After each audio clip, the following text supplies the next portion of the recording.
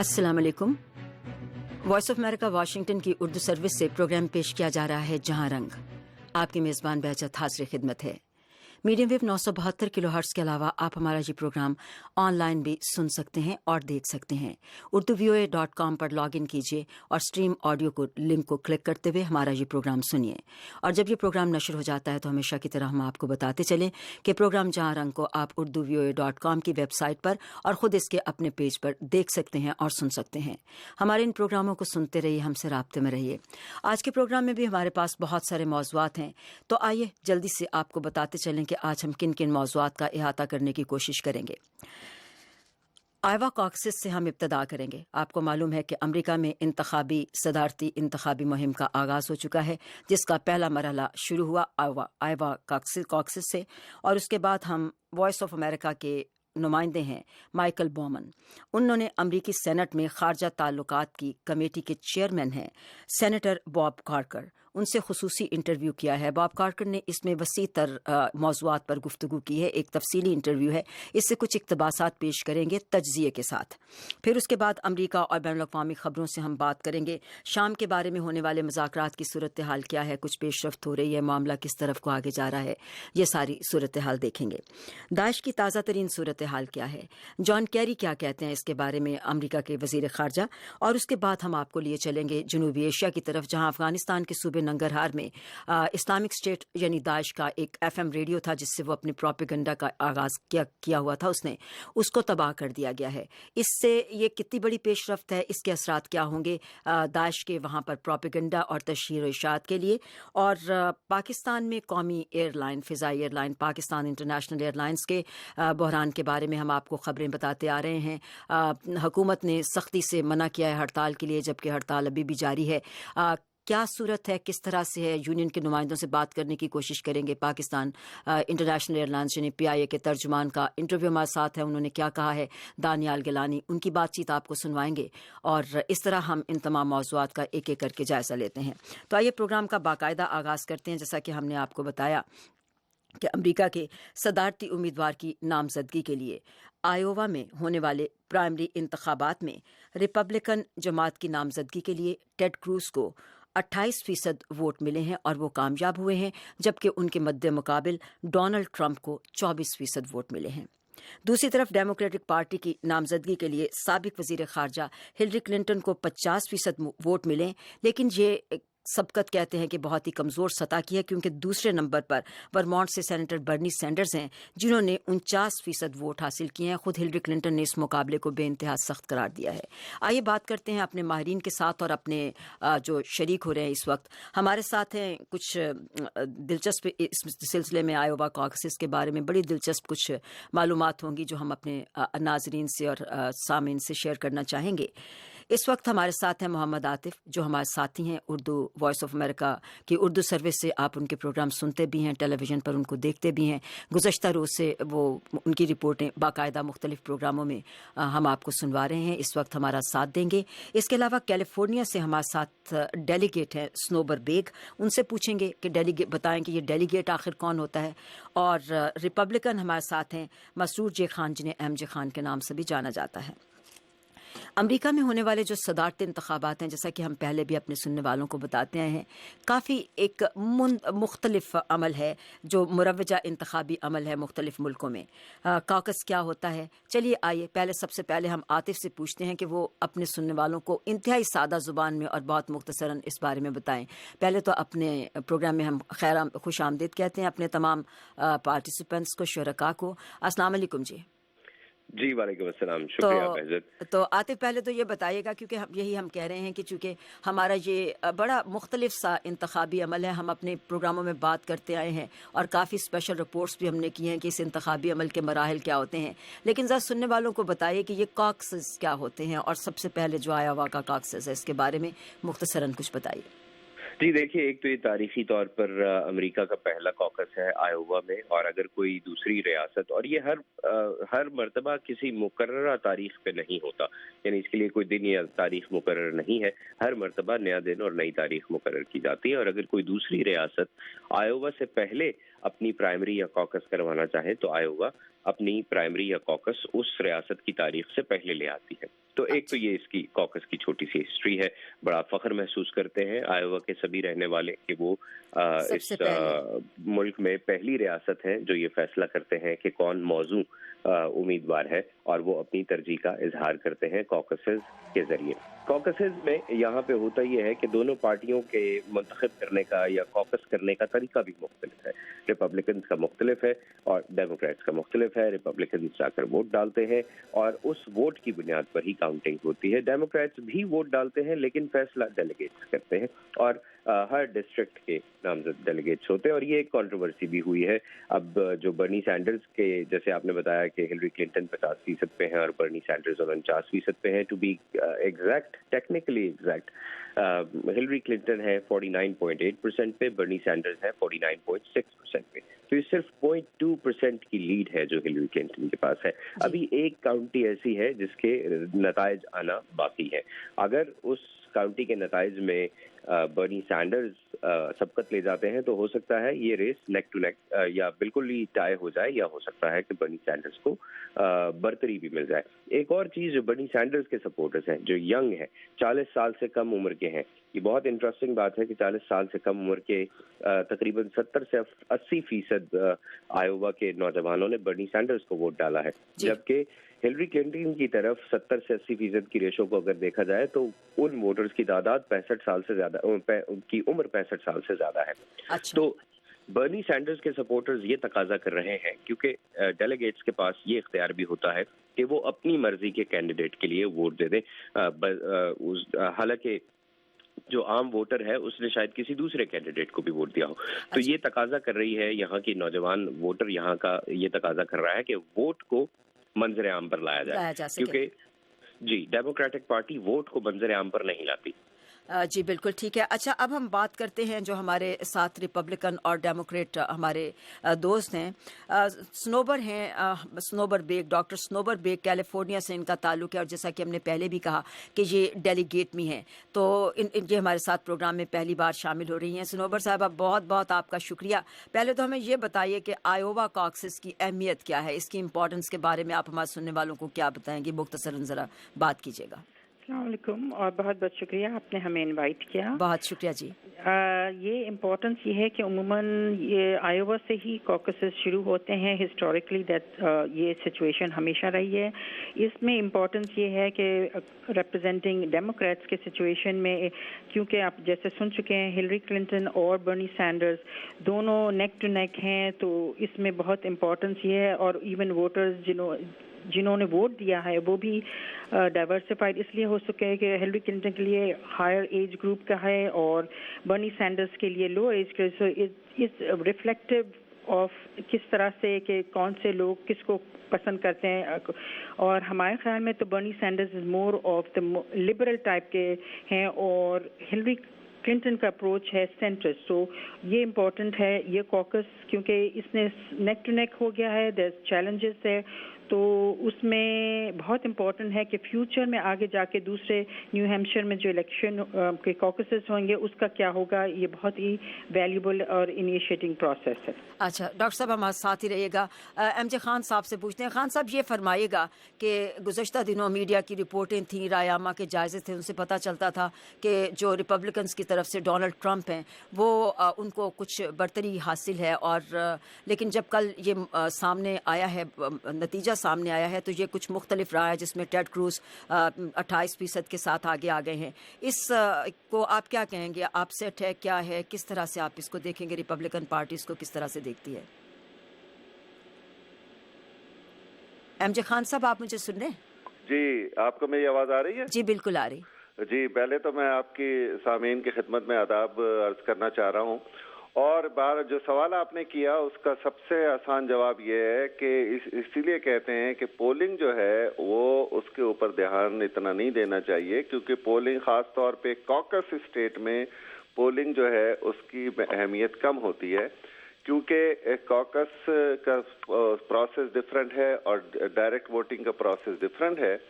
اور پول جو تھے وہ پاپولیرٹی کے پولز تھے، مگر کوکس میں جب لوگ جاتے ہیں تو ان کو ان کے آپس کے دوست محلے دار انفلوئنس کرتے ہیں، بہت سے لوگ انڈیسائیڈڈ ہوتے ہیں اور وہاں جا کے وہ چینج کر سکتے ہیں اپنا، اور اکثر لوگ چینج کرتے ہیں۔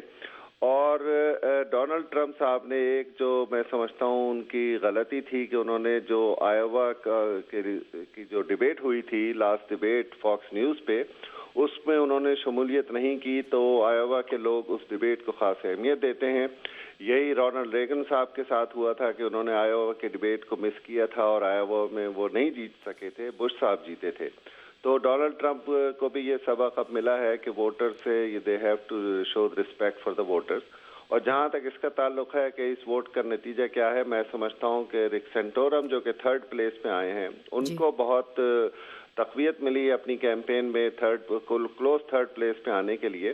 اور جنرلی اس آئیوا کی اہمیت یہ ہوتی ہے کہ جو بھی کینڈیڈیٹ ٹاپ میں ہوتے ہیں ان کو ایک مومنٹم ملتا ہے اگلی چند اسٹیٹس میں اپنی کیمپین کو کرنے کا اور کیمپین فائنانس میں لوگوں سے پیسے اکٹھے کرنے کا۔ تو یہ فائدہ میں سمجھتا ہوں برنی سینڈر صاحب کو بھی ہے اور مارکو روبیو کو بھی بہت اہمیت ملے گی اس سے۔ اور جہاں تک اس کا تعلق ہے کہ کلنٹن صاحبہ کی جو پرفارمنس رہی ہے، دیکھیں آج سے 6-8 مہینے پہلے تک تو کلنٹن صاحبہ کی لیڈ جو تھی بہت ہی زیادہ لیڈ تھی، ڈبل ڈیجٹ سے زیادہ تھی، اور برنی سینڈرز نے آ کے جو کلوز کیا اور اٹ از ورچوئل ٹائی، تو اس سے ثابت یہ ہوتا ہے کہ کلنٹن صاحبہ کی سپورٹ جو ہے اتنی ڈیپ نہیں ہے جتنی وہ سمجھ رہی تھیں، اور لوگ آسانی سے آلٹرنیٹ کے اوپر جا رہے ہیں۔ دونوں پارٹیز میں یہی ہوا ہے کہ جو لوگ اسٹیبلشمنٹ کو پسند نہیں کر رہے یا اسٹیٹس کو پسند نہیں کر رہے، ان کو لوگ زیادہ سپورٹ کر رہے ہیں دونوں پارٹیز میں۔ ٹاپ 2 جو ریپبلکن ہے، کروز اور ڈونلڈ ٹرمپ، وہ بھی اینٹائی اسٹیبلشمنٹ ہیں، برنی سینڈر صاحب بھی اینٹائی اسٹیبلشمنٹ ہیں۔ تو ایک فضا ہے امریکہ میں اس وقت اینٹائی اسٹیبلشمنٹ کی۔ جی شکریہ۔ ہم عاطف آپ سے کوئی کوشچن میں کروں گی کیونکہ ہماری سیگمنٹ کا وقت کوئی زیادہ نہیں، لیکن ایک مختصر سی بات کروں گی کہ آپ یہ سمجھتے ہیں کہ 2016 میں جو صدارتی اس مہم کا انتخابی مہم کا آغاز ہوا ہے، اس میں جو ووٹروں کی صورتحال ہے، ظاہر ہے کہ یہی رائے دہندگان جو اپنی رائے کا اظہار کرنے کے لیے کل کو بھی باہر نکلیں گے، اس کے بارے میں کچھ بتائیے گا کہ یہ ٹرن آؤٹ کی صورت کیا ہے اور ان کے اندر کس طرح کا رجحان دیکھتے ہیں آپ، کیونکہ آپ مستقل وہاں پہ رہے اور آپ نے ان ساری میٹنگز میں شرکت بھی کی، ایک عام رجحان کیا نظر آتا ہے؟ جی دیکھیے، ووٹر ٹرن آؤٹ تو ہسٹوریکل رہا ہے دونوں پارٹیز کے لیے، ریپبلکنز کے لیے بھی اور ڈیموکریٹس کے لیے بھی۔ ایک چیز جو مختلف ہوئی ہے، منفرد ہوئی ہے، وہ یہ ہے کہ 2012 کے انتخابات میں نوجوانوں نے ووٹ نہیں ڈالا تھا۔ برنی سینڈرز کو آپ یہ سمجھ لیجئے کہ وہ 2008 کے اوباما بن کے سامنے آ رہے ہیں۔ جس طرح 2008 کے انتخاب میں اوباما نے مایوس لوگوں کو باہر نکالا تھا، نوجوان نسل کو باہر نکالا تھا، اسی طرح برنی سینڈرز 2016 کے انتخاب میں اسی مایوس نوجوان کو باہر نکالنا چاہتے ہیں، اس کا ووٹ حاصل کرنا چاہتے ہیں جو 2012 میں جس نے انتخابات میں حصہ اس لیے نہیں لیا کہ وہ یہ سمجھتا ہے کہ یہ ایک جیسے ابھی آپ کے ایک مہمان نے کہا ہے کہ اسٹیبلشمنٹ کے خلاف یہ کینڈیڈیٹس جا رہے ہیں، روایتی پالیٹکس کے خلاف یہ کینڈیڈیٹس جا رہے ہیں۔ اور آپ دیکھیے کہ ٹیڈ کروز جنہوں نے یہاں سے انتخاب جیتا ہے، وہ روایتی ریپبلکن پالیٹکس کے ساتھ اپنے آپ کو الائن نہیں کرتے، وہ کہتے ہیں کہ میں منفرد ہوں، میں مختلف ہوں، اور یہی بات برنی سینڈرز بھی کہہ رہے ہیں کہ میں منفرد ہوں، میں مختلف ہوں۔ حالانکہ وہ جیت نہیں پائے، لیڈ فی الحال ہلری کلنٹن کے پاس ہے، لیکن برنی سینڈرز کو یہاں سے جو مومنٹم ملا ہے اس کا آگے نیو ہیمپشر میں ان کو بہت فائدہ ہوگا، اور نیو ہیمپشر میں کیے جانے والے پولز میں برنی سینڈرز پہلے ہی بہت زیادہ سبقت رکھتے ہیں۔ کہا جاتا ہے کہ چونکہ وہ ان کے ہمسایہ ریاست ہے اس لیے وہاں پر ان کی پاپولیرٹی بہت زیادہ ہے، لیکن بظاہر اس کا فائدہ تو ہوگا۔ اور ایک اور چیز جو اپیل کر رہی ہے برنی سینڈرز کی کیمپین، جو اپیل کر رہی ہے نوجوانوں کو، وہ یہ ہے کہ برنی سینڈرز اسپیشل انٹرسٹ کے خلاف ہے، اور ان کا کیمپین ریکارڈ اگر دیکھا جائے تو برنی سینڈرز کے پاس کوئی سپر پیک نہیں ہے، ان کے پاس کوئی اسپیشل انٹرسٹ گروپ فائنینسنگ نہیں ہے۔ ان کی کیمپین میں سب سے زیادہ فنڈ انڈیویجولز نے دیا ہے جنہوں نے $200 یا اس سے کم کی فنڈنگ دی ہے۔ जबकि इसके मुकाबले में बाकी कैंपेन्स जितनी भी देख लीजिए, चाहे डेमोक्रेटिक पार्टी की हो चाहे रिपब्लिकन पार्टी की हो, उसमें स्पेशल इंटरेस्ट ग्रुप्स की फंडिंग बहुत ज़्यादा है, सुपर पैक्स की फंडिंग बहुत ज़्यादा है। और यही नतीजा अगर हम आगे जाके देखते हैं कि अब न्यू हैम्पशायर में भी अगर ये कैंडिडेट्स जिन्होंने यहाँ पर जीत ली हैं प्राइमरीज, वो वहाँ पर जीत जाते हैं, तो चीज़ें मजीद मुख्तलिफ टर्न ले सकती हैं। और जैसे मार्को रूबियो का आपके एक मेहमान ने भी कहा कि उनके लिए बहुत फ़ायदा होगा। मार्को रूबियो अगर दोबारा बेहतर परफॉर्म करते हैं तो मेरा ख्याल है वो आगे चलकर रिपब्लिकन एस्टैब्लिशमेंट के कैंडिडेट बन सकते हैं, क्योंकि टेड क्रूज रिपब्लिकन एस्टैब्लिशमेंट से दूर है, मार्को रूबियो रिपब्लिकन एस्टैब्लिशमेंट से करीब है। तो वो रिपब्लिकन वोटर जो मायूस है वो तो रहेगा टेड क्रूज के साथ, लेकिन वो रिपब्लिकन वोटर जो कि हमेशा से रिपब्लिकन पार्टी की पॉलिसी के साथ चलता आया है, वो अब मार्को रूबियो को वोट देगा। बहुत शुक्रिया आतिफ। हमारे साथ एक और सवाल हम करेंगे डॉक्टर सनोवर से और उसके बाद एमजे खान साहब से, क्योंकि फिर हमारी सेगमेंट ख़त्म होगी। डॉक्टर स्नोबर, मेरे पास काफ़ी सवाल थे, लेकिन चूंकि हमारे पास वक्त का मसला होता है और चूंकि थोड़ा सा हम वजाहत में चले जाते हैं, आपके ख्याल में मुझे एक सवाल जो मेरे नज़दीक काफ़ी अहम है, इसमें अमरीकी तारीख में हिलरी क्लिंटन पहली खातून सदर मुंतखब होंगी अगर उनका इंतखाब हो जाता है।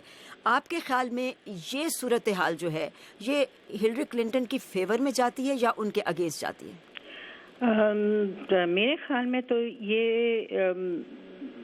फेवर में जा सकती है। हाँ, मगर हमारा ओपिनियन ये है कि लोग अमेरिका में जो देखते हैं, यस फीमेल फर्स्ट खातून इलेक्टेड हो जाएगी, अच्छा है, लेकिन और भी चीज़ें देखी जाती हैं एक कैंडिडेट में, जिसके when it comes to presidential elections, उनकी खारजा पॉलिसी, उनकी डोमेस्टिक पॉलिसी को देखा जाता है, उनकी एक्सपीरियंस को देखा जाता है। और आप जैसे ये इस वक्त चेंजेस जो देखे हैं वोटिंग सिस्टम में कि बर्नी सैंडर्स के लिए मोर यंगर पीपल ने वोट दिया है, तो दे वांट सम चेंज, तो ये चीज़ों को भी देखना चाहिए। तो यस हिलरी क्लिंटन फेवर में जाता है एज अ फीमेल अगर वो इलेक्टेड और नॉमिनेट हो जाती हैं तो, लेकिन आपको ये सोचना चाहिए कि दूसरे और भी इश्यूज एंड एरियाज हैं जिसको देखकर लोग वोट देते हैं। बहुत बहुत शुक्रिया डॉक्टर स्नोबर, कैलिफोर्निया से हमारे साथ थी। डॉक्टर साहब, आपसे मेरी फिर भी बात होगी। अभी तो हमारा सदारती इंतखाब का मुहिम का आगाज़ ही हुआ है, अभी आगे चलकर आपका हमारा बहुत साथ रहेगा। खान साहब, आपसे मेरा ये सवाल है, अभी वैसे आपने इसका जवाब पहले उसमें भी दे दिया कि मुख्तलिफ रियासतों में जो कॉक्सेस में पॉलिसी इश्यूज़ होते हैं वो भी मुख्तलिफ तरह से सामने आते हैं। तो आयोवा में जो पॉलिसी इश्यूज़ सामने आए हैं, जिसके बारे में आपने कहा भी है कि आम तौर पर रुझान यही है कि एंटी एस्टैब्लिशमेंट की तरफ लोगों का रुझान है, लेकिन क्या आप समझते हैं कि आयोवा में कौन सी चीज़ें थी जो बड़ी तौर पर जिन्होंने, कौन से ऐसे इश्यूज थे जिन्होंने डोमिनेट किया हो इस सारी सूरत हाल को? एक तो ये जो मजहबी लोग थे, इवेंजेलिकल जिन्हें कहा जाता है, वो उनकी बहुत बड़ी तादाद है आयोवा के अंदर, और वो काफ़ी उन्होंने अफेक्ट किया है रिपब्लिकन पार्टी के इलेक्शन को। दूसरी एक खसूसियत आयोवा की ये है कि बेसिकली एक वाइट स्टेट है, यहाँ पे माइनॉरिटीज बहुत कम हैं, तो इसीलिए हिलरी क्लिंटन को जो इतने क्लोज वो रही हैं, उसकी एक बड़ी वजह यह है कि उनकी पॉपुलैरिटी माइनॉरिटीज में और सियाह फाम लोगों में बहुत ज़्यादा है, जो कि इस स्टेट में बहुत कम है। तो दूसरी स्टेट जब वो जाएंगी, सदर्न स्टेट्स खास कर तौर पे जो जनूबी रियासतें हैं, तो वहाँ पे क्योंकि सियाह फाम लोग या माइनॉरिटी के लोग ज़्यादा हैं, तो हिलरी क्लिंटन के ज़्यादा चांसेस हैं वहाँ पे आसानी से जीतने के लिए।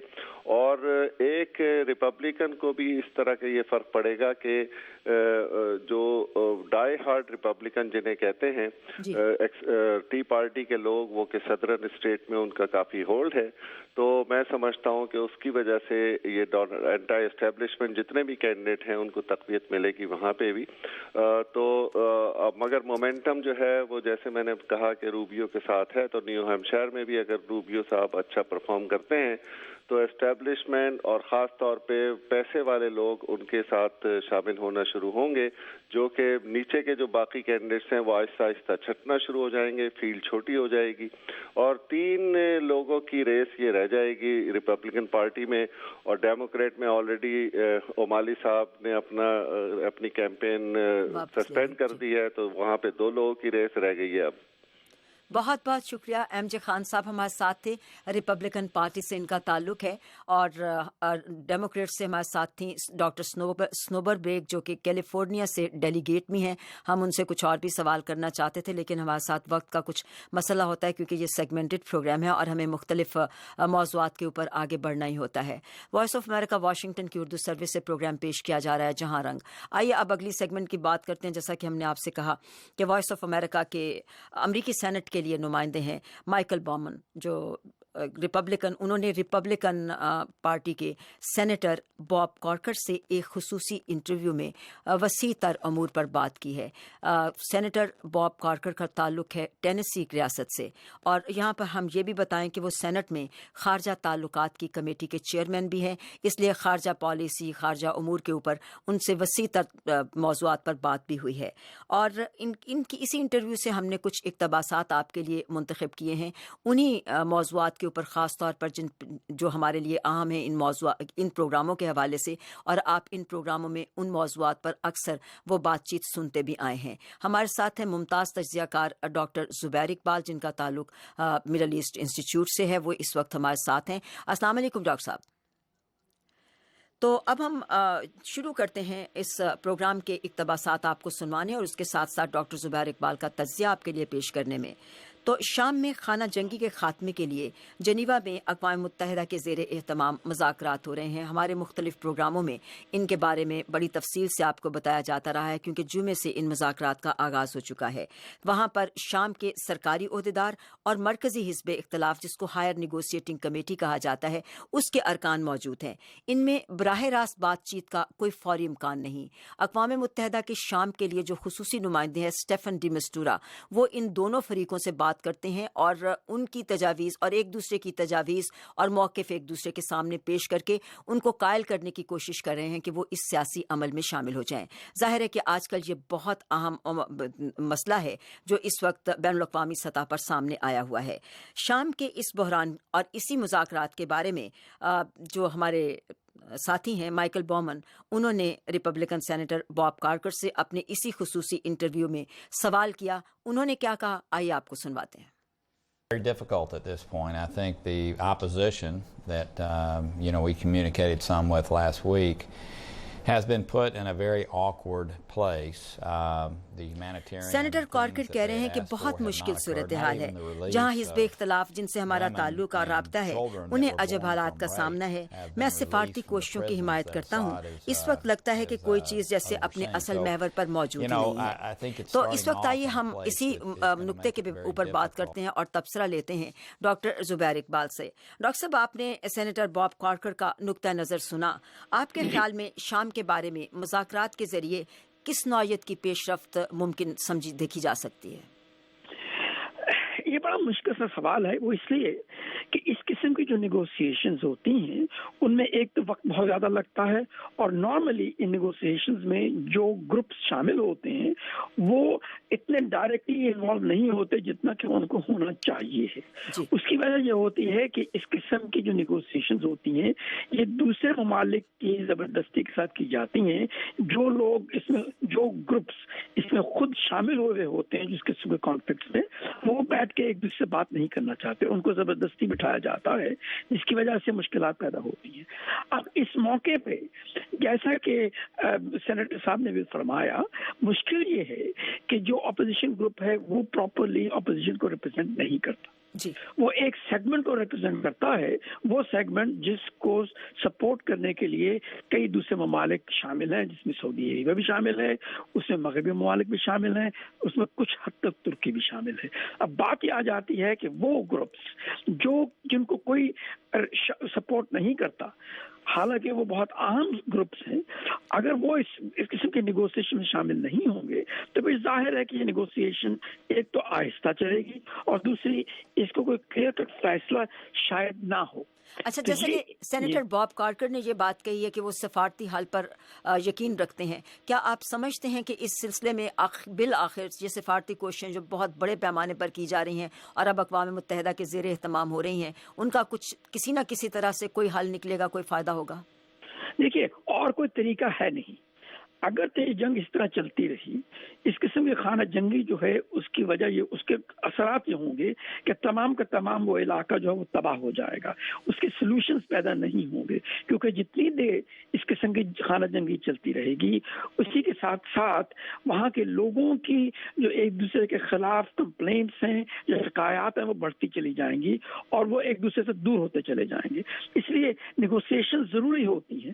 اس قسم کے نیگوشیشن کا سب سے عام فائدہ یہ ہوتا ہے کہ جیسے آپ نے پہلے فرمایا، مقصد یہ ہوتا ہے کہ کسی نہ کسی طریقے سے کوئی نہ کوئی ایسے کامن گراؤنڈز پیدا ہو جائیں جن پہ وہ ایک دوسرے کے ساتھ شامل ہونے کے لیے تیار ہوں. ابھی تک ایسا نہیں ہوا، اور چونکہ یونائٹڈ نیشنز اس نیگوسیشن کو ایک بڑے کوشش طریقے سے چلا رہی ہے جس میں direct face to face negotiations نہیں ہو رہی، تو ظاہر ہے کہ اس کی وجہ سے اور مشکلات پیدا ہوں گی.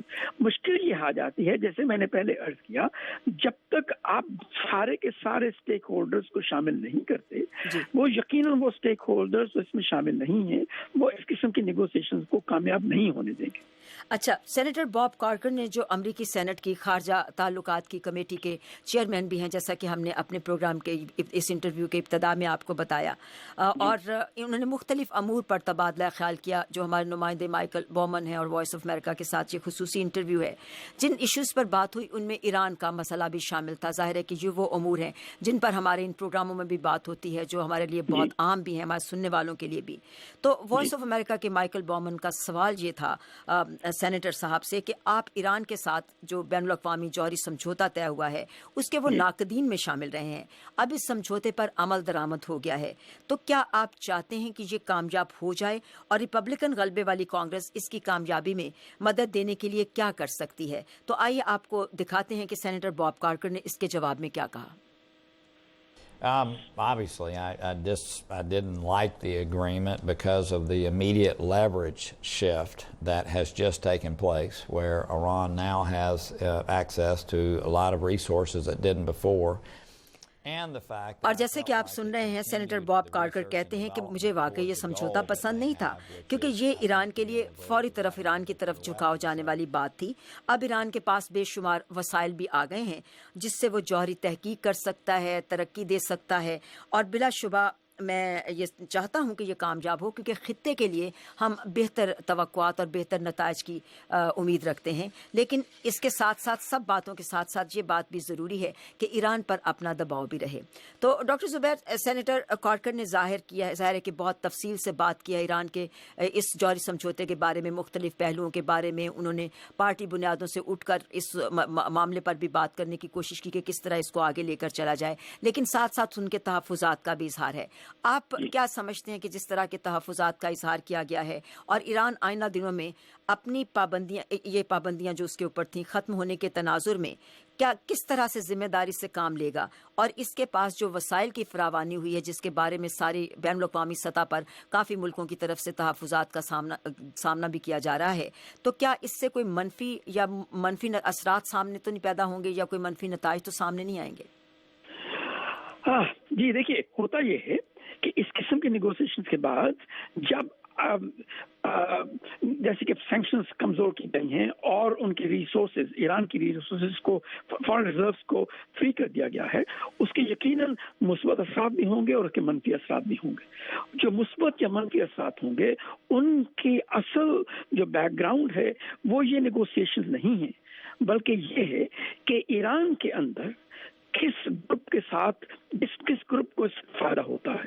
اگر وہاں کے جو رائٹس گروپ ہے جس میں کہ ریولوشنری گارڈ شامل ہیں اور ان کے ساتھ ساتھ پبلک سیکٹر انٹرپرائزز شامل ہیں، اگر یہ ریسورسز ٹرانسفر ہو کے ان کے ہاتھ میں چلی جاتی ہیں تو پھر یقیناً اس کے بڑے منفی اثرات ہو سکتے ہیں. اس کی دو وجوہات ہیں. ایک تو یہ کہ ملک کی جو اکانومی ہے، معیشت جو ہے، اس کی پروگرس اتنی نہیں ہوگی جتنی کی امید کی جانی چاہیے. تھوڑے عرصے کے لیے گروتھ بڑھے گی لیکن اس کے بعد گروتھ گر جائے گی، جس کی وجہ سے وہاں پر ان امپلائمنٹ بڑھ جائے گی. اگر ان امپلائمنٹ بڑھتی ہے تو یہی جو ریولوشنری گارڈز ہیں اس کو استعمال کریں گے اپنے فائدے کے لیے، جس کی وجہ سے نقصانات ہو سکتے ہیں اور وہ دوسرے اور زیادہ ایکسٹریم پوزیشن میں چلے جائیں. لیکن अगर ये रिसोर्सेज इस्तेमाल किए जाते हैं कि मुल्क के अंदर जो मईशत है उसको बेहतर हालात की तरफ लाया जा सके और पॉलिसीज को तब्दील किया जा सके और उसकी वजह से वहाँ के लिबरल या जो मॉडरेट किस्म के लोग हैं उनको तकलीफ मिले, तो फिर उम्मीद ये होनी चाहिए कि इसका असर बेहतर होगा। बात दरअसल ये आ जाती है कि अभी तक हमने अभी इतना वक्त नहीं गुजरा कि हम कुछ कह सकें कि वाकई ये जो रिसोर्सेज का फ्लो हो रहा है वो सही तरफ जा रहा है कि गलत तरफ जा रहा है। याद है कि अब ऑयल की कीमत तो बहुत गिर चुकी है, इसका मतलब है कि ऑयल के रिसोर्सेज उनके पास नहीं होंगी, यही वो रिसोर्सेज हैं जिनको वो इस्तेमाल कर सकते हैं। अगर इस कंडीशन में, जैसे मैंने पहले अर्ज किया, पॉलिसीज नहीं बदली जाती तो फिर आप ये कह सकते हैं कि वहाँ की कंडीशन और ख़राब होगी, और जब ख़राब होगी तो उसकी वजह से टेंशन बढ़ती है। अच्छा, अब जो एक और सवाल हमने उठाया जो कि माइकल बॉमन ने वॉइस ऑफ अमेरिका के जो नुमाइंदे हैं उन्होंने सेनेटर बॉब कॉर्कर से किया, इस्लामिक स्टेट या दाइश के बारे में किया, और दाइश को जो मैदान जंग में नुकसान हो रहा है उसका तस्करा किया गया। लेकिन इसके साथ साथ उन्होंने ये भी कहा कि लीबिया और अफगानिस्तान में उसकी सरगर्मियों में इजाफा हो गया है, दाइश की सरगर्मियों में। तो इस सिलसिले में उन्होंने सेनेटर बॉब कॉर्कर से पूछा कि अमरीका की कोशिशों के बारे में जो दाइश के खिलाफ जारी हैं आप क्या कहेंगे। सेनेटर कॉर्कर क्या कहते हैं, आइए आपको दिखाते हैं। Yeah, I mean, I was just in Qatar where the aerial operations are being coordinated, and by the way, was most impressed with our leadership there on the ground. After that, I was in Afghanistan. Senator Bob कॉर्कर कह रहे हैं कि मैं अभी कुछ देर पहले Qatar में था, फिजाई सरगर्मियां बड़ी मरबूत अंदाज में की जा रही हैं, ज़मीनी क़यादत भी मुतासिर कुन है। उसके बाद उन्होंने कहा कि वो अफगानिस्तान भी गए हैं और हमारी फ़ौज अलकायदा के खिलाफ कार्रवाई कर सकती है। लेकिन एक अजीब बात है कि दाइश के खिलाफ नहीं, वो मुख्तलिफ बयानात का उन्होंने हवाला दिया। उन्होंने कहा कि उन्होंने वज़ीर ख़ारजा जॉन कैरी से भी बात की है और दाइश के बढ़ते हुए असर रसूख के बारे में अमरीकी कार्रवाइयों में भी इजाफा दरकार है। तो डॉक्टर ज़ुबैर, आप ये फरमाइएगा कि वो एक तरफ तारीफ भी कर रहे हैं सेनेटर कॉर्कर कि अमरीकी कोशिशें काफ़ी हद तक कामयाब हो रही हैं, लेकिन इसके साथ साथ ये भी कह रहे हैं कि अमरीका को दाइश के ख़िलाफ़ मज़ीद कार्रवाइयाँ करने की ज़रूरत है। आप ये फरमाइएगा एक क्विक इसका कमेंट कि ये मुमकिन होगा कि अमरीका इस वक्त दाइश के ख़िलाफ़ जिस वसी तर पैमाने पर कार्रवाइयाँ कर रहा है, आलमी इत्तेहाद की क़यादत कर रहा है, उनमें मज़ीद इजाफा हो और दाइश के जो दहशतगर्द अज़ाइम हैं उन पर मुकम्मल तौर पर, मौसर तौर पर काबू पाना मुमकिन हो सके। देखिए, जहाँ तक अमेरिका का ताल्लुक है और दूसरे ममालिक जो अमेरिका के साथ मिलकर इस वक्त दाइश के खिलाफ लड़ रहे हैं, उसकी एक अहम जो एक वीकनेस है वो ये है कि वो डायरेक्टली इन्वॉल्व नहीं है।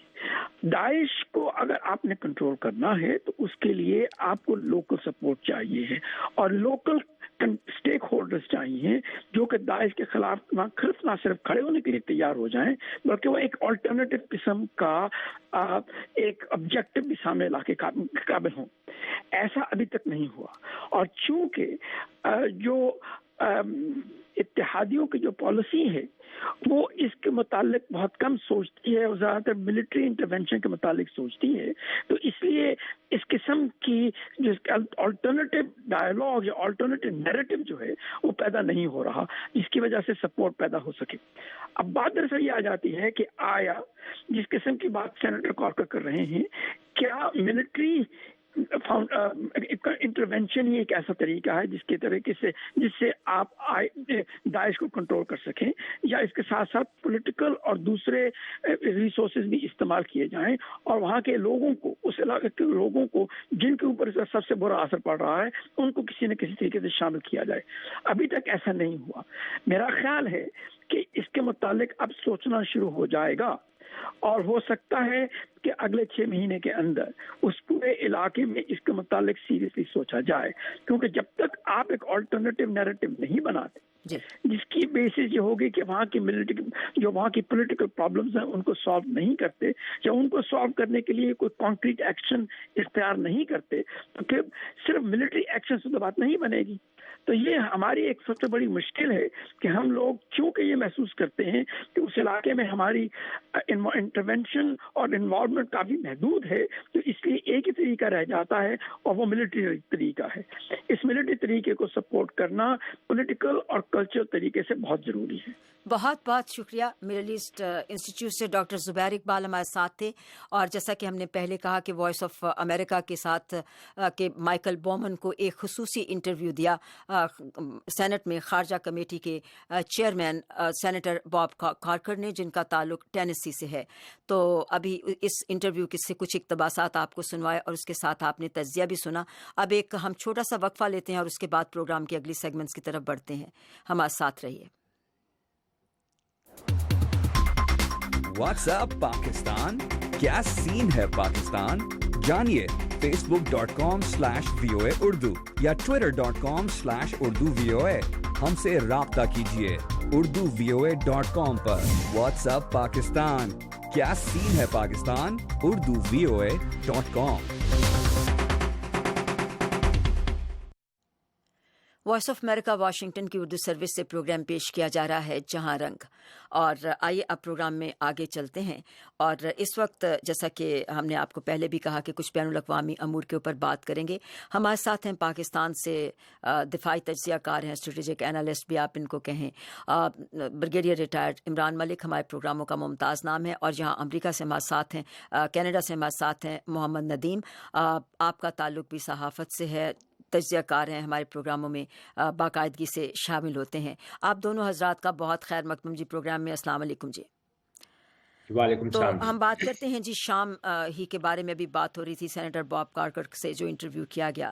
تو شام میں قریب 5 سال سے جاری خانہ جنگی ہے. اس کو ختم کرنے کے لیے اب اقوام متحدہ کی قیادت میں ایک سیاسی عمل شروع کرایا جا رہا ہے. جنیوا میں اقوام متحدہ کے خصوصی نمائندے جو شام کے لیے ہیں اسٹیفن ڈی مسٹورا، وہ ہائر نیگوشیٹنگ کمیٹی جو اپوزیشن کی جماعت ہے اس سے بات کر رہی ہے، اس کے ارکان سے بات کر رہی ہے جو جنیوا میں ہیں، اور اس کے ساتھ ساتھ وہ بشار الاسد کی حکومت کے عہدیداروں سے بھی بات کر رہی ہے.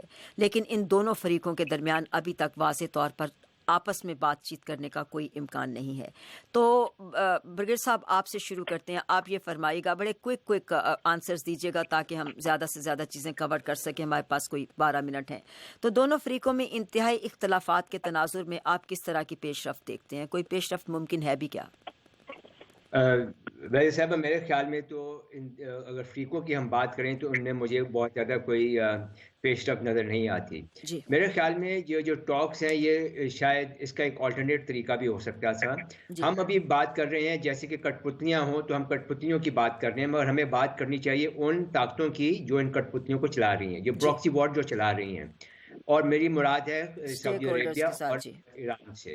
جب تک سعودی عربیہ اور ایران میں دوستی نہیں ہوگی، ان کے صلح نہیں ہوگی، ان کے جو جتنے بھی ایشوز ہیں وہ ریزالو نہیں ہوں گے، تو آگے جو ان کے پراکسیز ہیں وہ کبھی بھی امن نہیں لا سکیں گے. اور اگر سعودی عربیہ اور ایران سے بھی اوپر اٹھیں تو میرے خیال میں امریکہ کو اور رشیا کو اور یو ایس لیڈ ویسٹ کو اور رشیا کو مل کر پہلے یہ ڈیسائیڈ کرنا چاہیے کہ یہ جو سب سے بڑا ہمارا جو دشمن ہے IS ہے اس کو پہلے ختم کریں.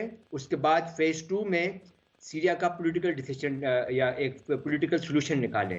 جب یو ایس لیڈ ویسٹ اور رشیا یہ ڈیسائیڈ کر لیتے ہیں پھر ایران اور سعودی عربیہ میں صلح کروائیں یا ان میں کوئی مفاہمت کروائیں. اس کے بعد یہ پراکسیز سے جب آپ بات کریں گے تو پھر بات بنے گی. میرے خیال میں یہ انہوں نے جو پیس کا ایفرٹ سٹارٹ کیا، they started from the wrong and.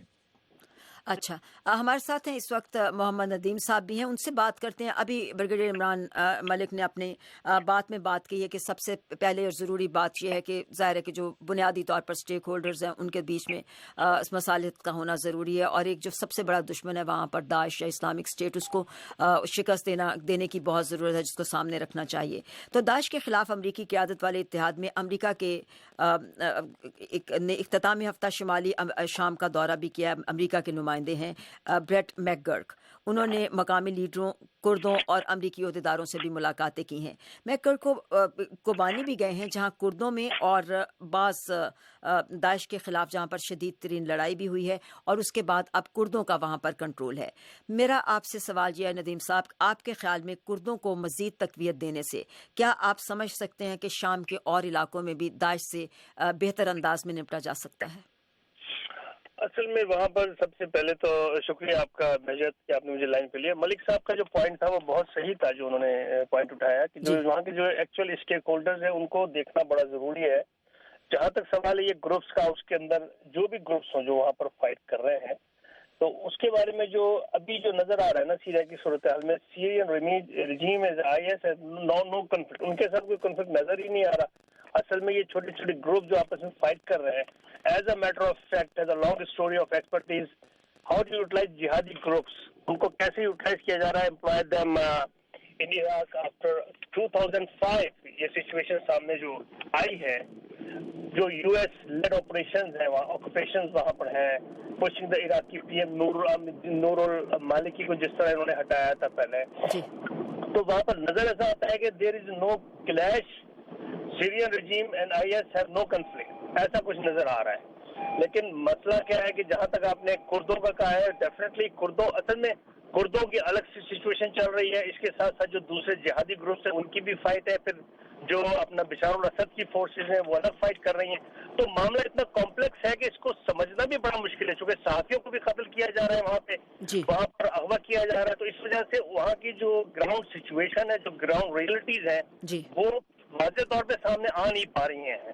مسئلہ سب سے بڑا یہ ہو رہا ہے. اچھا، امریکی وزیر خارجہ جان کیری نے آج کہا ہے کہ داعش کو شکست دینے کے لیے بین الاقوامی کوششیں درست سمت کی طرف بڑھ رہی ہیں، لیکن اس کے ساتھ ساتھ انہوں نے اس بات کے لیے بھی خبردار کیا ہے کہ عراق اور لیبیا میں استحکام کے لیے مزید اقدام درکار ہوں گے. برگیڈیئر صاحب کیا کہیں گے آپ مجھے یہ بتائیے کہ ورلڈ وار 2 کے بعد یہ دوسرا جو انسیڈنٹ ہے جو کہ ہو رہا ہے، جس میں 2.5 لاکھ کے قریب لوگ جو ہیں وہ مارے جا چکے ہیں اور ملینز آف لوگ جو ہے افیکٹڈ ہیں. آپ مجھے یہ بتائیے کہ اتنی بڑی یہ رشیا اور امریکہ اور ہم ان سب کی باتیں کرتے ہیں، مجھے بتائیے کیا یہ آنکھیں بند کیے ہیں پچھلے 10 سال سے؟ انہیں کیا نظر نہیں آ رہا کہ واٹس گوئنگ آن، جو کہ ایک ایک چیز پہ، ایک ایک لمحے پہ اپنی نظریں رکھتے ہیں؟ کیا انہیں یہ نظر نہیں آ رہا کہ واٹس گوئنگ ٹو ہیپن، یا اس کے آفٹر میتھ، اس کے آفٹر افیکٹس کیا ہوں گے؟ لیکن مسئلہ یہاں پر یہی ہے کہ سب سے پہلی چیز ہے سنسیئرٹی. آپ کتنے ہی بیانات دے دیں ٹی وی پہ آ کے، کتنے ہی آپ جا کے روم میں جا کے میٹنگز کر لیں، جو کر لیں، دا تھنگ از کہ how sincere you are to resolve the problem. مسئلہ سارا یہ ہے کہ یہاں پر جتنے بڑے بڑے جو یورپین کنٹریز ہیں یا جتنے دوسرے ممالک ہیں، یہ سنسیئرٹی کے ساتھ اس کے اوپر آ نہیں رہے، کیونکہ مار تو مسلمان کو مسلمان رہے، مر تو مسلمان رہے، جو نسل کشی ہو رہی ہے وہ تو مسلمانوں کی ہو رہی ہے. تو یہ جو ایک اوپن سیکرٹ ہے نا، اس کو سامنے آنا بڑا ضروری ہے اور بہت سنسیئرٹی کے ساتھ بیٹھنا ہوگا، ورنہ یہ پوری دنیا کی جنگ ہے. رجت میں بتا رہا ہوں، یہ بچیں گے نہیں، یہاں کے لوگ بھی اس حق سے بچ نہیں پائیں گے اگر یہ سمجھ رہے ہیں. تو دہشت گردی کا دائرہ وسیع ہو سکتا ہے. اس لیے ضروری اسی بات کی ہے، جیسے کہ ندیم صاحب کہہ رہے ہیں کہ ضرورت اس بات کی ہے کہ جو زمینی حقائق ہیں ان کو سامنے رکھتے ہوئے غور کیا جائے اور ان کے اس کے لیے دیانتدارانہ طور پر مخلصانہ کوششیں کی جائیں کہ کس طرح سے ان حقائق کا مقابلہ کرتے ہوئے آگے بڑھا جا سکتا ہے. برگیڈیئر ملک، ابھی آپ نے ایران پر بین الاقوامی پابندیوں کے ختم اٹھائے جانے کے بعد ہمسایہ ملکوں، خطے اور بین الاقوامی سطح پر ایران کے رویوں اور رد عمل کے بارے میں ایک بڑا تفصیلی اپنا کالم بھی آپ کا نشر ہوا ہے. ابھی گزشتہ روز پاکستان اور ایران کے سرحدی سیکیورٹی بڑھانے کے لیے اور دو طرفہ تجارت کو فروغ دینے کے لیے MOU پر بھی دستخط کیے گئے ہیں. آپ کے خیال میں یہ افہام و تفہیم پاکستان کے لیے کتنا اہم ہے اور اس خطے پر اس کے اثرات کیا رہیں گے؟ دیکھیں جی، ہمارے لیے تو یہ بہت امپورٹنٹ ہے، پاکستان اور ایران دونوں کے لیے، کہ پاکستان اور ایران کے درمیان امن ہو اور ان کے بارڈرز جو ہیں بالکل پیسفل رہیں اور یہاں پہ تجارت جو ہے وہ عروج پہ جائے. مگر جب ہم پاکستان اور ایران کی اب آج کے تناظر میں بات کرتے ہیں تو ہمیں بھولنا نہیں چاہیے کہ بیک گراؤنڈ میں چائنا گھوم رہا ہے، اور چائنا جو ہے وہ چائنا پاکستان اکنامک کوریڈور کو لے کر مکران کوسٹ پہ آ گیا ہے، اور جو کہ بالکل ایران کے بارڈر کے ساتھ مل رہی ہے بلوچستان میں. دوسری بات یہ ہے کہ چائنا کی پریزنس ایران میں بھی آ گئی ہے، وہاں پہ وہ $51 بلین کی انویسٹمنٹ کرنا چاہ رہے ہیں اور اگلے 10 سال میں $600 بلین تک اپنے وہ ٹریڈ کو لے جانا چاہتے ہیں. اس کے علاوہ وہ قزاقستان اور پھر ترکمانستان کے تھرو ایران کو کنیکٹ کرنا چاہ رہے ہیں چائنا کے ساتھ. تو ان سب کو جب ہم مد نظر رکھتے ہیں تو اتنی زیادہ اکنامک ڈیولپمنٹ ہو رہی ہے اس سارے علاقے میں کہ یہ دونوں پاکستان اور ایران کے لیے لازم بن جاتا ہے کہ ایک تو یہ بالکل پرامن رہے ان کے بارڈرز، اور دوسرا جتنے بھی جو ڈسرپٹیو ایلیمنٹس ہیں، جو ٹیررسٹ ایلیمنٹس ہیں، BLA ہے، BRA ہے، جندولہ ہے، جو کہ پاکستان اور ایران کے تعلقات کو خراب کر سکتے ہیں، ان تمام ایلیمنٹس کی سرکوبی کی جائے اور ان کو ختم کیا جائے. اور یہ کام دونوں بارڈرز کی دونوں سائڈ پہ ہونا چاہیے تاکہ پاکستان کا بلوچستان اور ایران کا سیستان بلوچستان کی دونوں پروونسز جو ہیں یہ بالکل پرامن رہیں. اور جو کمیونیکیشنز ہے یا جو ریجنل انٹر کنیکٹیوٹی ہے بٹوین پاکستان اینڈ ایران، اس کو اور بہتر طور پر کیا جا سکے. اچھا، اسی کے ساتھ ایک اور چھوٹا سا سوال میں آپ کے ساتھ کرتی چلوں برگر صاحب، کہ آپ کے خیال میں ایران اور سعودی عرب کے درمیان حالیہ کشیدگی کو دور کرنے کے لیے پاکستان سمیت امریکہ، چین اور فرانس کی طرف سے جو مختلف کوششیں کی گئی ہیں، ان کے مؤثر ہونے کے امکانات اور توقعات کیا ہیں؟ ذرا کوئک کامنٹ. جی، یہ ایونچولی تو یہ ہونا پڑے گا. نہ تو سعودی عرب کے انٹرسٹ میں ہے، نہ ہی ایران کے انٹرسٹ میں ہے کہ یہ معاملہ جو ہے یہ طول پکڑتا جائے اور اس کا کوئی حل نہ ہو. اس کا حل تو نکالنا پڑے گا. میرے خیال میں دونوں بیلیجرنٹس کو ایک نہ ایک دن میز پہ بیٹھنا پڑے گا اور دونوں کو اپنی جو ایکسٹریمسٹ پوزیشنز ہیں اس سے پیچھے ہٹنا پڑے گا. اور اس کا آغاز میرے خیال میں سیریا سے ہو سکتا ہے کہ اگر سیریا میں ہم امن لے آئیں تو اس کا ایفیکٹ جو ہے وہ ایران اور سعودی عربیہ کے ریلیشن شپ سے بہت امپورٹنٹ ہوگا. جیسے میں نے پہلے عرض کیا کہ ہمارے لیے بہت ضروری ہے کہ ہم ڈٹرمن کریں اور آئیڈینٹیفائی کریں کہ ہمارا دشمن کون ہے سیریا کے تناظر میں. تو بڑا دشمن IS ہے، اسلامک اسٹیٹ ہے، جس کا کہ انٹرنیشنل ایک ایفیکٹ ہے. جو باقی ایلیمنٹس ہیں جو سیریا کے اندر لڑ رہے ہیں وہ سیریا کے اندر ہی لمیٹڈ ہیں. تو پہلے میرے خیال میں دنیا کی میجر طاقتوں کو مل کر، جس میں رشیا اور US لیڈ ویسٹ شامل ہیں، ان کو IS کو ختم کرنا چاہیے.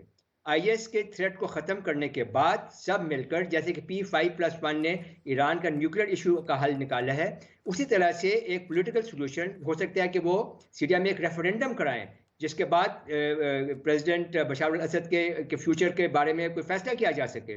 تو اس کا پولیٹیکل سولوشن نکل سکتا ہے. مگر میرے خیال میں سب سے پہلے ان کو اپنا دشمن آئیڈینٹیفائی کرنا ہے، اور جو زیادہ بڑی تھریٹ ہے، جو زیادہ امیجیٹ تھریٹ ہے، اس کے ساتھ پہلے سب کو مل کر ڈیل کرنا چاہیے. اور جو لیسر تھریٹ ہے اور جو زیادہ لیٹنٹ تھریٹ ہے، اس کو پھر ایک پولیٹیکل سولوشن کے تھرو اس کو ہم ریزالو کر سکتے ہیں. اچھا، اور یہ چیز جو ہے سعودی عرب اور ایران کے لیے بہت لازمی ہے کہ ان دونوں میں وہ امن بھی لا سکتی ہے. شکریہ برگر صاحب، ساتھ رہیے گا. بات کرتے ہیں ہم اس وقت ندیم صاحب سے، ایک کوئک کامنٹ لیتے ہیں پھر ہماری یہ سیگمنٹ ختم ہوگی.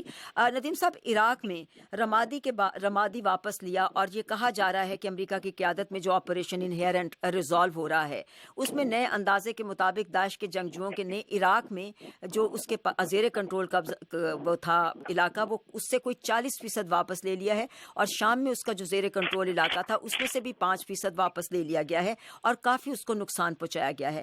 آپ یہ سمجھتے ہیں کہ اب رمادی کے بعد موصل جو اہم شہر ہے اس کو واپس لینا مقصود ہے، تو آپ کے خیال میں موصل میں داعش کو پسپا کرنے کے امکانات کچھ واضح ہیں؟ اصل میں بات پھر وہیں آ جاتی ہے کہ سنسیریٹی اس میں کتنی ہے. جو کنٹرول حاصل کیا جا رہا ہے، جیسا کہ آپ نے بھی کہا اور ریسنٹ اسٹڈی میں دیکھا گیا کہ 60% IS گروپ جو ہے جو سیرین اپوزیشن فائٹ کر رہے ہیں وہاں پر، اس میں سے کافی علاقہ 40% انہوں نے واپس لیا ہے اپنا عراق میں، اور 20% کے قریب میرے خیال میں if I'm not wrong انہوں نے سیریا میں واپس کنٹرول حاصل کر لیا ہے. لیکن بات یہ ہے کہ داعش جو ہے وہ جس طریقے سے لڑ رہی ہے تو اس کے جو خفیہ جو سپورٹرز ہیں ان کو بھی تو دیکھنا جو ہے نا، وہ ایلیمنٹ بھی بڑا امپورٹنٹ ہے. بات وہیں آ رہی ہے کہ جو داعش جو ہے جس تیزی کے ساتھ پھیل رہی ہے، جس تیزی کے ساتھ کنٹرول حاصل کر رہی ہے، آج آپ ایک جگہ سے کنٹرول ان سے حاصل کر لیتے ہیں، آن دا ادر اینڈ دوسری جگہ وہ پھر کہیں نہ کہیں جو ہے وہ سامنے آتے ہیں. تو یہ سب جو اپنا یہ جو سلسلہ چل رہا ہے، میں اسی پہ بات کر رہا تھا اس سے پہلے بھی کہ ملک صاحب نے بھی جو بات کی کہ دیکھیں سنسیئرٹی جو ہے نا کسی بھی چیز میں وہ بڑی امپورٹنٹ ہے کہ ہم کتنے سنسیئر ہیں ان ایگریمنٹس کو یا اس بات چیت کو یا ان تمام معاملات کو حل کرنے میں. بہت जी बहुत बहुत शुक्रिया नदीम साहब। हमारे प्रोग्राम का वक्त इस सेगमेंट का वक्त अब ख़त्म हो गया। अब हम आखिर में चलेंगे पाकिस्तान और अफ़गानिस्तान की तरफ, और हमारे साथ हैं अफ़गान तज्ज़ियाकार गौसुद्दीन फ़रोतन। तो अस्सलाम वालेकुम जी। वालेकुम सलाम। फ़रोतन साहब, अफगानिस्तान में अहदेदारों ने बताया है कि अमेरिका की मदद से की गई फ़िज़ाई कार्रवाई में शिद्दत पसंद तंजीम दाइश के रेडियो स्टेशन को तबाह कर दिया गया है। तो अफगानिस्तान में एक गैर सरकारी तंजीम है अफगान ह्यूमन राइट्स ऑर्गेनाइजेशन, उनके सरबराह लाल गुल हैं। उन्होंने वॉइस ऑफ अमेरिका को बताया है कि दाइश के रेडियो के खिलाफ ये एक अहम पेशरफ्त है। आपसे मुझे यही पूछना है, क्योंकि ये नंगरहार में जो रेडियो चलाया जा रहा था ये एक प्रोपेगेंडा टूल था दाइश का।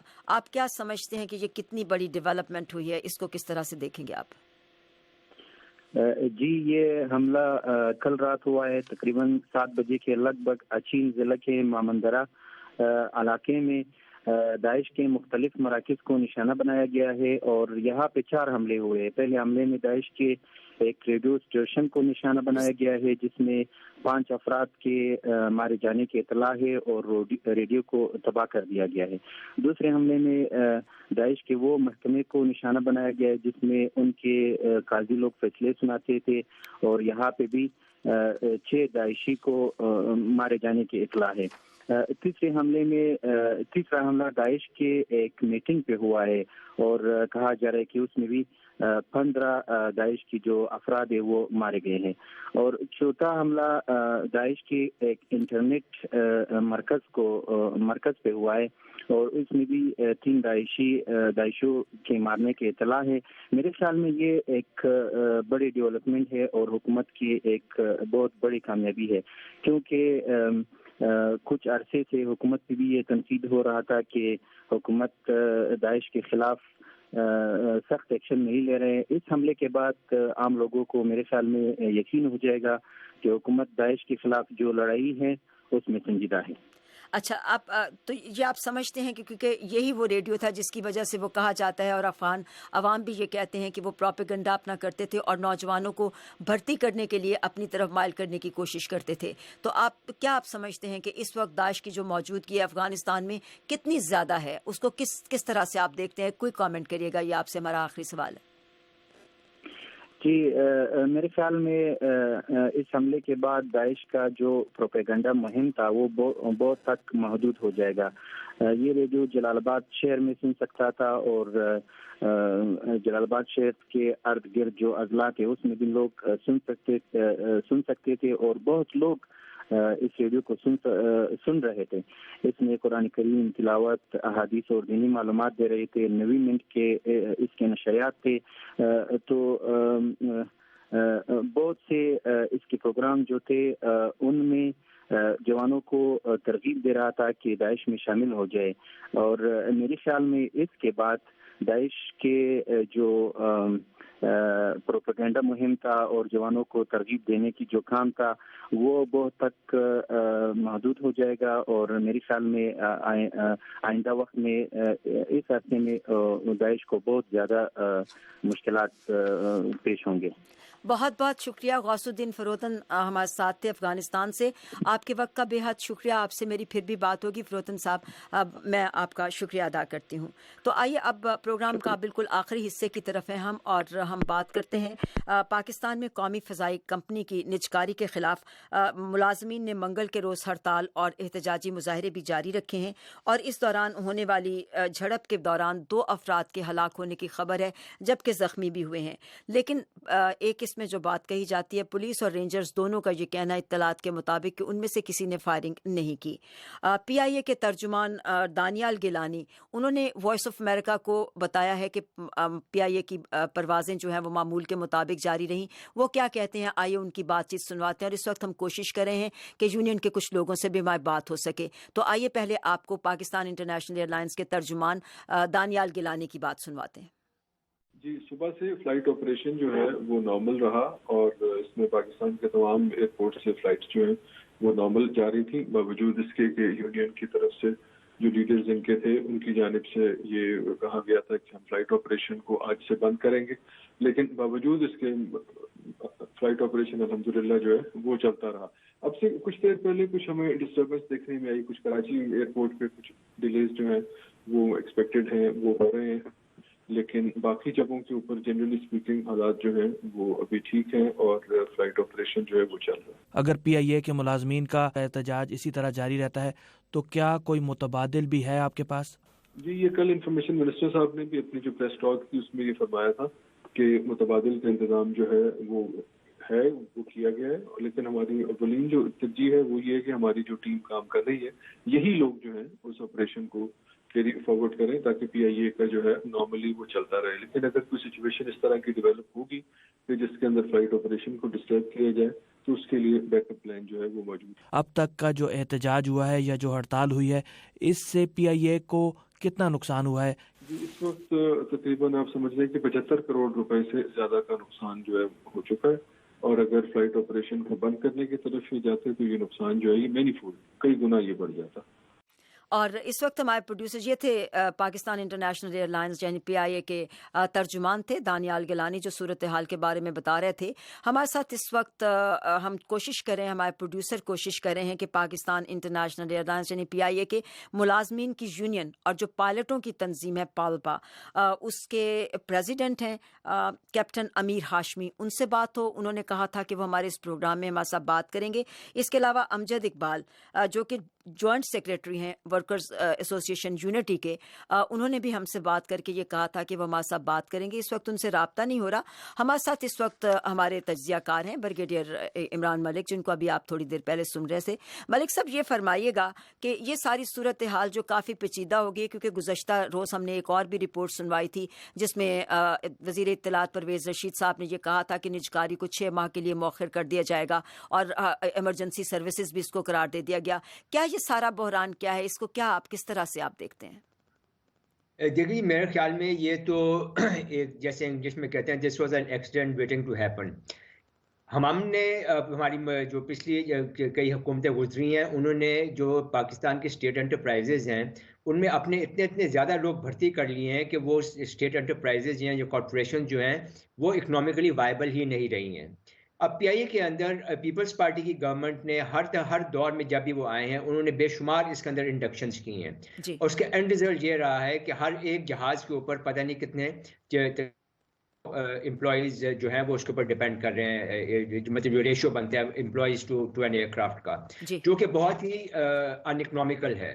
اور یہ اگر آج نہیں ہوتا تو یہ کل تو ہونا ہی تھا, کیونکہ یہ پی آئی اے جو ہے یہ تقریباً ہر مہینے 3 بلین روپیز کا نقصان پہنچا رہی ہے گورنمنٹ کو, یا لیٹس سے کہ گورنمنٹ کو سبسڈی دینی پڑ رہی ہے 3 ارب روپے کی اس کو ہر مہینے.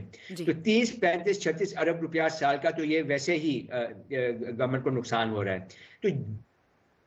تو اس سسٹم کو روکنا تھا اور اس کو درست کرنا تھا. تو وہ اگر آج ہو گیا ہے تو میرے خیال میں گورنمنٹ کو یہ چاہیے کہ اگر اب انہوں نے یہ نئے کام شروع کر دیا ہے تو اس کو وہ پایہ تکمیل تک پہنچائیں اور کوشش یہ کریں کہ جتنا خوش اسلوبی سے اور پرامن طریقے سے ہو سکے, اور جو لوگ وہاں پہ ابھی اب نوکریاں کر رہے ہیں ان کو بہت زیادہ نقصان کے بغیر اگر ان کو گولڈن ہینڈ شیک دے کر گھر بھیجا جا سکتا ہے اور اس کو ایک وائبل اکنامکلی وائبل کارپوریشن بنایا جا سکتا ہے تو میرے خیال میں وہ بہتر رہے گا. دوسری بات یہ کہ گورنمنٹ کا کوئی کام نہیں ہے کہ وہ بزنسز میں انوالوڈ ہو. پی آئی اے کو ایک بہتر پوزیشن میں لا کر اس کو پرائیویٹائز کر دینا چاہیے اور یہ چلتی رہے, پھر اپنے جو پرائیویٹ اونرز ہیں وہ ان کو چلائیں. تو برگیڈیئر صاحب کیا آپ سمجھتے ہیں کہ یہ نجکاری کرنے سے یا پرائیویٹائزیشن سے واقعی ادارے جو ہیں وہ بہتر صورتحال کی طرف جاتے ہیں؟ برگیڈیئر صاحبہ اس سے کیا اور خراب ہوں گے؟ کیا اس سے اور خراب ہونے کی گنجائش ہے؟ پی آئی اے ہو گیا, پاکستان اسٹیل ملز ہو گیا اور جو باقی دوسرے ادارے ہیں وہ انشورنس کمپنیز وغیرہ جو ہیں, اس سے زیادہ وہ نیچے جا ہی نہیں سکتی. They have already hit the rock bottom. تو جو سرمایہ کار اس میں سرمایہ لگائیں گے ان کی کوشش ہوگی کہ ان کو نقصان سے اٹھا کے پھر واپس معمول کی طرف لایا جا سکے. یہ ممکن ہو سکے گا؟ ان کو سرمایہ داروں کے لیے اٹریکٹو بنانے کے لیے ہی تو گورنمنٹ کو یہ کام کرنا پڑ رہا ہے کہ وہ جو بھی زیادہ اس کے اندر انڈکشن ہوئی ہیں ان انڈکشن کو ختم کر کے اس کو کسی ایسی پوزیشن میں لے آئیں کہ یہ جو ان کی ہر مہینے کی جو لاسز ہیں وہ بالکل نیوٹرلائز ہو جائیں اور یہ اٹریکٹیو ایک بن جائے انٹرپرائز انویسٹرز کے لیے. تو لیکن بے روزگاری پھر زیادہ نہیں ہو جائے گی کہ بہت سارے لوگوں کو اگر نکالنے کی بات ہوگی تو اس سے بہت ساری بے روزگاری میں اضافہ نہیں ہوگا؟ اس میں بائی دا وے اگر ہم تاریخی طور پہ اس کو دیکھیں تو جب بھی پچھلی بار ہم نے مسلم لیگ کی گورنمنٹ آئی تھی تو انہوں نے کافی سارے لوگ لے آف کیے تھے پی آئی اے سے. تو یہ لوگ تو باقی انہوں نے جا کے دوسری جگہ پہ کام شروع کر دیے تھے. جب پیپلز پارٹی کی گورنمنٹ واپس آئی زرداری صاحب والی تو انہوں نے ان ہزاروں لوگوں کو واپس پی آئی اے میں انڈکٹ کیا اور ان کو بیک ڈیٹ سے کوئی کتنے سالوں کی تنخواہیں ان کو دی دوبارہ. تو یہ چیز تو اس نے تو بالکل کولیپس کر دیا ہے پی آئی اے کو. اب یہ لوگ پہلے بھی دوسری جگہ بھی نوکری کرتے رہے اور یہاں سے بھی اپنی ان کو بیک ڈیٹ سے تنخواہیں مل گئی ہیں. تو یہ ایک اس ملک کے ساتھ زیادتی ہے. میرے خیال میں اس گورنمنٹ نے بڑا صحیح سٹیپ لیا ہے. اس کو وائبل اکنامکلی وائبل کارپوریشن بنا کر اس کو پرائیویٹائز کر دینا چاہیے اور اس سے گورنمنٹ کا کوئی کام نہیں ہے کہ وہ بزنس میں انوالو ہو. بہت بہت شکریہ بریگیڈیئر ریٹائر عمران مالک ہمارے ساتھ تھے. بریگیڈیئر صاحب آپ کے وقت کا بے حد شکریہ, کامنٹس کا شکریہ. آپ سے میری پھر بھی بات ہوگی اور اپنے سننے والوں کو ایک بار ہم پھر بتاتے چلیں کہ پی آئی اے کے ملازمین کی جو یونین اور پائلٹوں کی تنظیم ہے پالپا, ان کے جو پریزیڈنٹ ہیں کیپٹن امیر ہاشمی, انہوں نے ہم سے وعدہ کیا تھا. اس کے علاوہ امجد اقبال جو یونٹی کے جوائنٹ سیکریٹری ہیں, انہوں نے بھی کہا تھا کہ وہ ہمارے ساتھ پروگرام میں شامل ہوں گے. ان سے بات نہیں ہو سکی, آپ نے تجزیہ سنا. اس کے علاوہ آپ کو ہم نے پاکستان انٹرنیشنل ایئر لائنز کے ترجمان دانیال گیلانی کی بات سنائی اور ہمارے پروگرام کا وقت اس کے ساتھ ہی اب ختم ہوتا ہے. ہمیں امید ہے کہ آپ ہمارے ان پروگراموں کو سنتے رہیں گے, ہم سے رابطے میں رہیں گے. اب بہجت کو اجازت دیجیے, آپ سے میری ملاقات پھر ہوگی. اللہ حافظ.